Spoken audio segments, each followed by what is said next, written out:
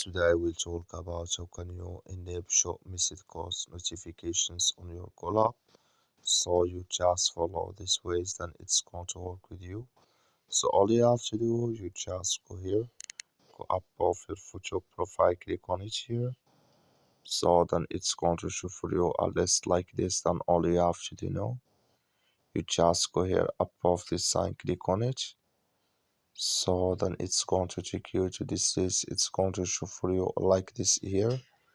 Then you click here on notifications, just click on it. So then you come to except here, it's going to show for you like this. Then you go down here, come here to show missed call card, click in this sign. Like you see this color show for us, as me show missed call card notifications enabled with us now. That's all you have to do. That's all. Thank you for watching. Don't forget to support us by liking and subscribe.